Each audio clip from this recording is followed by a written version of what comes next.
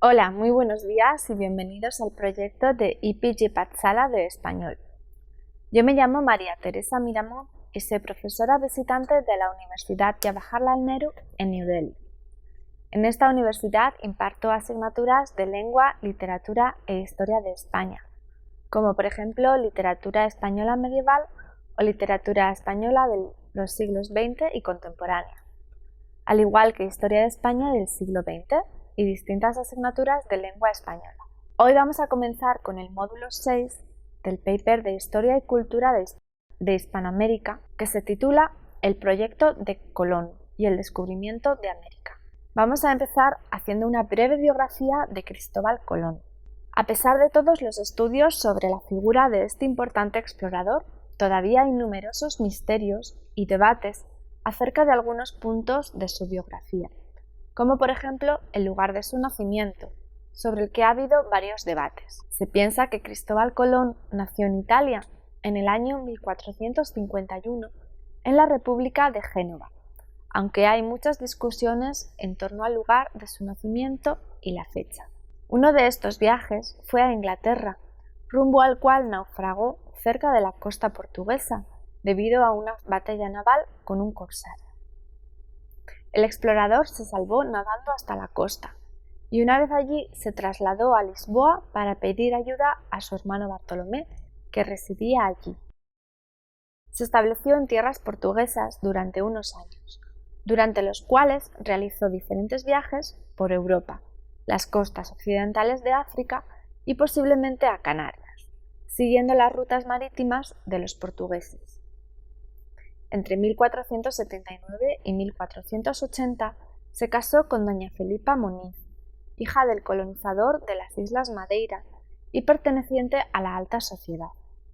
Con ella vivió en Porto Santo y en Madeira, y tuvo un hijo, Diego Colón. A continuación podemos ver una imagen de Cristóbal Colón de Sebastián del Piombo, que se titula El proyecto de Colón y la aceptación de Castilla.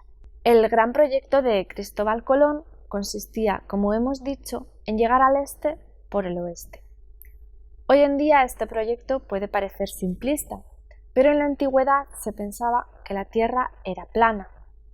No se concebía la posibilidad de que la Tierra fuera esférica y por tanto la única vía existente para llegar a Oriente desde Occidente era viajar por tierra, atravesando Oriente Medio o por mar desde el Mediterráneo hacia el Índico.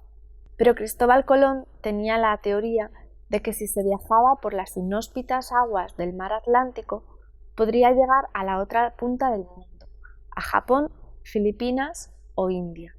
Aun con todo, Colón se mantuvo en su postura, calculando que la Tierra era una esfera de aproximadamente un 63% de su tamaño real. Pensó que la distancia entre las Islas Canarias y Japón sería de más o menos unas 2.400 millas náuticas, cuando en realidad hay 10.600. Colón presentó esta idea ante el rey portugués Juan II, pero fue rechazado. Al no recibir su apoyo, presentó su plan en Génova y luego en Venecia, sin encontrar ninguno. Finalmente llevó su plan a Castilla y lo presentó ante los reyes católicos, Isabel de Castilla y Fernando de Aragón, en 1485. Desde este año hasta 1492, fecha en la que su proyecto fue finalmente aceptado, el explorador hizo todo lo posible para conseguir contactos entre la alta sociedad y la corte, y se ganó la amistad de los monjes del convento de la Rábida, que fueron la clave de la aceptación final del proyecto, en concreto el fraile Juan Pérez. Los expertos náuticos de la corte no estaban de acuerdo con él en cuanto a la distancia que el navegante había propuesto. Por eso los reyes católicos desestimaron la propuesta, a la que hasta entonces habían dado largas. Pero en 1491 Colón reveló un secreto a su confesor y amigo fray Juan Pérez en el convento de la Rábida, y éste escribió una carta a Isabel la Católica que llevó a Cristóbal Colón a la corte española, que se hallaba entonces en los últimos momentos del asedio de Granada, en Santa Fe. El tesoro real se había gastado a causa de las guerras contra los musulmanes en Granada, Por eso, la idea de obtener beneficios directos les parecía muy lucrativa. A estas alturas, Colón ya estaba muy resentido por la larga espera y tenía unas condiciones muy exigentes. Solo mediante la intervención de los benefactores del extranjero, como Luis de Santángel, fue posible llegar a un acuerdo. Así se firmaron las capitulaciones de Santa Fe.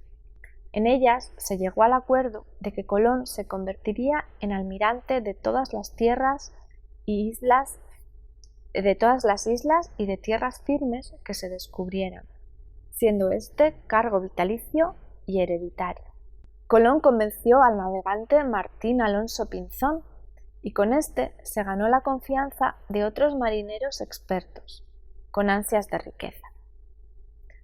A estos se añadieron algunos reos que ganaron su libertad a cambio de participar en el proyecto. Se alistaron para unos 90 hombres, casi todos de Palos de la Frontera, de Huelva, de donde partieron 3 naves hacia el Nuevo Mundo: la Pinta, la Niña, 2 carabelas, y la Santa María, una nave, en el que vamos a hablar de los primeros viajes al Nuevo Mundo. Vamos a comenzar con el primer viaje. En enero de 1492, los reyes católicos terminaron la reconquista con la caída de la última ciudad musulmana, Granada, poniendo fin a 8 siglos de batallas.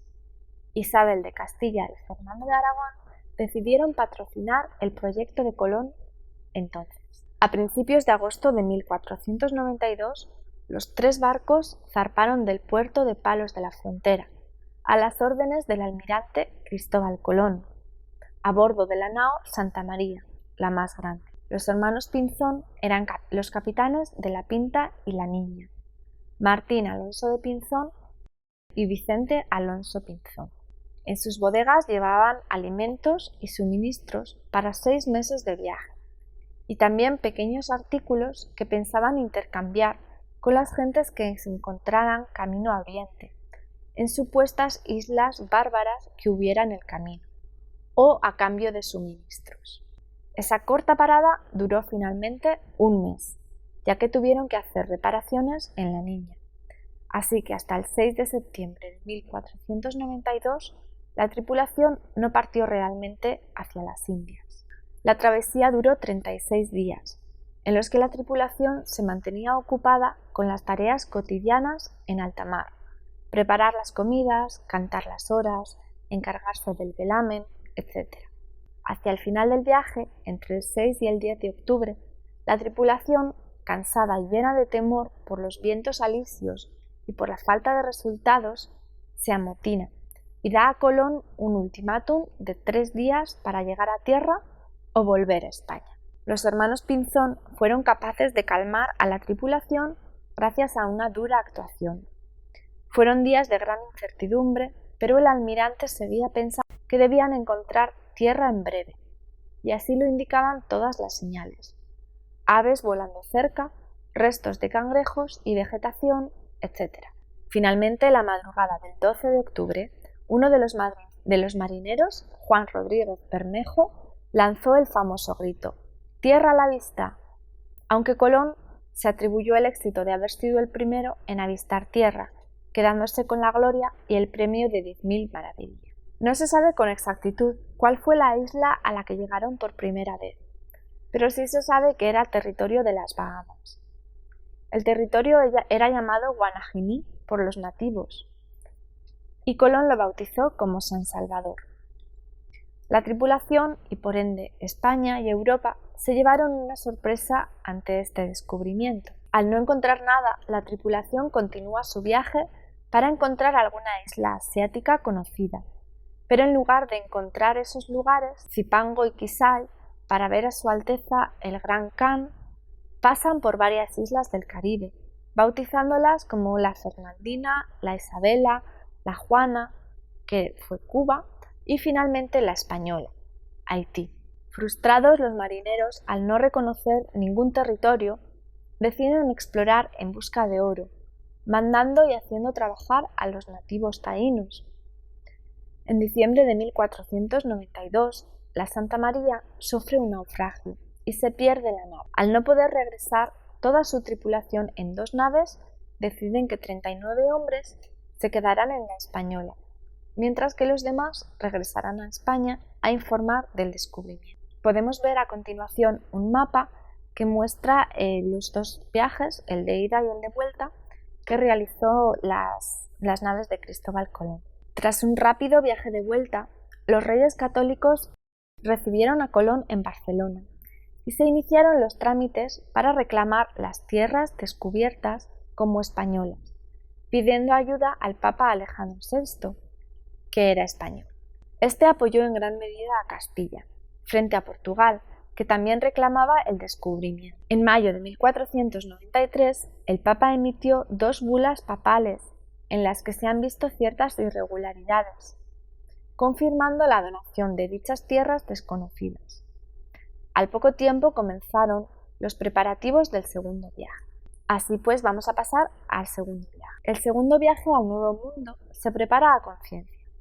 17 barcos y 1.200 tripulantes, entre ellos soldados, unos 800, religiosos, artesanos, oficiales reales y el médico Diego Álvarez Chanca y el hermano del almirante, Diego Colón. Aparte de suministros, como en el primer viaje, llevan también animales, semillas y plantas. Los objetivos del viaje esta vez son comerciar, explorar las nuevas tierras y encontrar riquezas, y evangelizadores, convertir al cristianismo a los indígenas. La expedición partió el 25 de septiembre de 1493 y llegaron a la Española el 28 de noviembre, para descubrir que el pequeño poblado con españoles que habían dejado unos meses antes había sido masacrado por los nativos. Al parecer, los indígenas habían exterminado a los españoles encabezados por el cacique Huacanagari, líder de ese territorio, ya que su actitud había sido cruel hacia los nativos. Así pues, decide asentar a los 1.000 hombres de su tripulación en la isla La Isabela, donde se distribuyen lotes de tierra y se hacen intercambios amistosos con los nativos. Allí plantan las semillas españolas que han traído, mientras continúan las exploraciones y los cronistas siguen registrando las maravillas del Nuevo Mundo.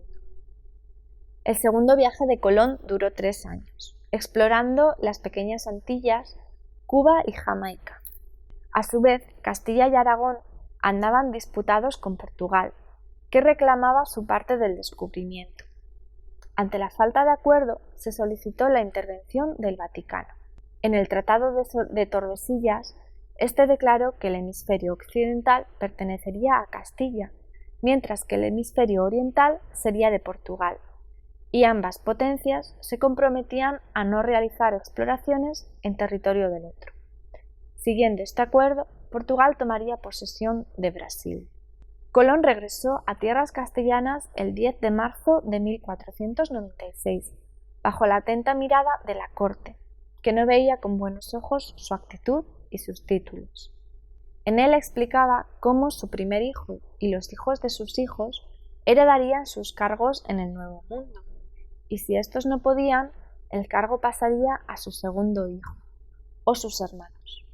A continuación podemos ver una imagen del viaje que realizó Cristóbal Colón en su segundo viaje.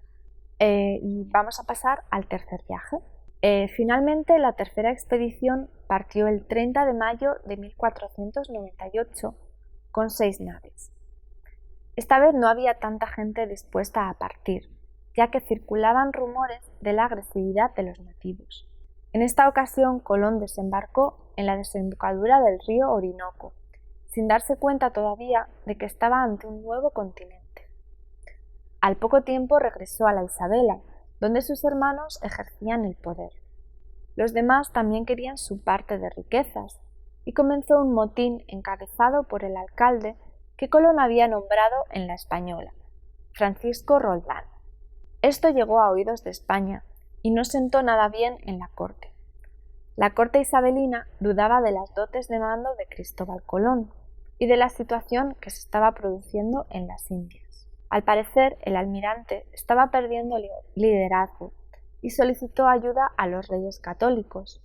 Un administrador cualificado, Francisco de Bobadilla, que contaba con todo el poder moral y jurídico por parte de los monarcas. Cuando llegó a la Española, en agosto del año 1500, Francisco de Bobadilla encadenó a Cristóbal Colón y a su hermano y los envió a Castilla, bajo cargo de corrupción y traición a la corona, dejando muy claro a los insurrectos que no iba a perdonar ningún acto desleal.